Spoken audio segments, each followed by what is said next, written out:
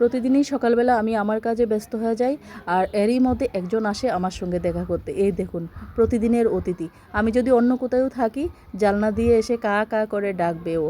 তো প্রতিদিন আমি একটা বিস্কিট দেবো, নিয়ে চলে যাবে। মাঝে মাঝে 2-3বারও আসে। আর এতক্ষণে বাচ্চারা ঘুম থেকে উঠে গেছে, ওদেরকে একটু চা দিয়ে দিই, ওরা পড়তে বসে গেছে। তারপর আমি অন্য কাজ করব। অন্য কাজ বলতে টিফিনটা দিয়ে দেব আজকে।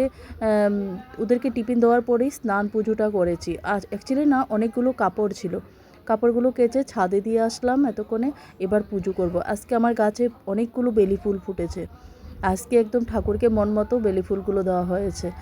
আর কি বলে, আমার ভীষণ ভালো লাগে। আর জবাগুলো আমার গাছেরই। তো সব ঠাকুরকে একদম ভালোভাবেই ফুলগুলো দিতে পেরেছি আজকে, অনেকগুলো করে।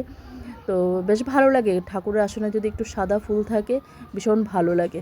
পুজো করে নিলাম, পুজো হয়ে গেছে, নাম জপ সব কিছু হয়ে গেছে। এবারে একটু চা খাবো, এতক্ষণে অনেক দেরি হয়ে গেছে, আর ভীষণ খিদেও পেয়েছে।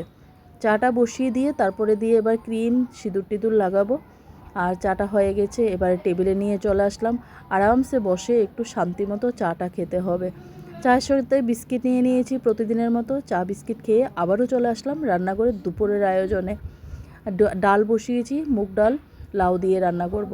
হয়ে গেছে ডাল রান্না।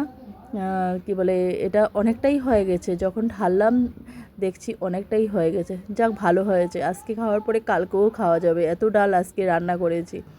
আর সাথে নিয়ে নিয়েছি আলু আর কারকল ভাজি। আজকে একটুখানি অল্প একটু চিকেন আছে, বাজারে যাইনি, আগেরই একটুখানি ঘরে চিকেন ছিল, ওই চিকেনটা বাচ্চাদের জন্য রান্না করে নেব। আর আমার ডাল, আলু ভাজি, কারকল ভাজিতে হয়ে যাবে। আর এদিকে ভাতটাও হয়ে গেছে।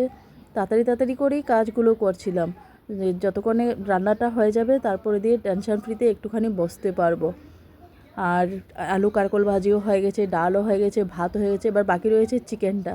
অল্প একটু চিকেন, এটাও তাড়াতাড়ি হয়ে যাবে, খুব একটা টাইম লাগে না, অল্প একটু চিকেন তো। তো রান্নাটা বসিয়ে দেখলাম একটুখানি হলদিটা কম হয়েছে, একটু হলদি দিয়ে দিলাম।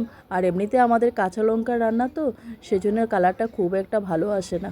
চিকেনটা বসিয়ে দিয়ে ছাদে যে কাপড়গুলো দিয়েছিলাম, ভাবলাম যে নিয়ে আসি।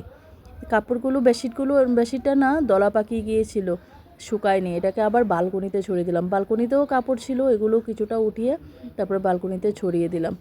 এতক্ষণে চিকেনটা রান্না হয়ে গেছে ভালোভাবে। গরম মশলা দিয়ে আমি নেড়ে চেড়ে ঢেকে দিয়েছিলাম। একদম কমপ্লিট হয়ে গেছে রান্নাটা। খুব একটা যে গ্রেভি টেভি দেইনি, একটু মাখা মাখা করেই রান্নাটা করেছি। আর বাচ্চাদেরকে খেতে দিয়ে দিয়েছি। আর আমার ভিডিওটা এই পর্যন্তই শেষ করব বন্ধুরা। আপনারা সবাই গরমে সাবধানে থাকবেন, ভালো থাকবেন।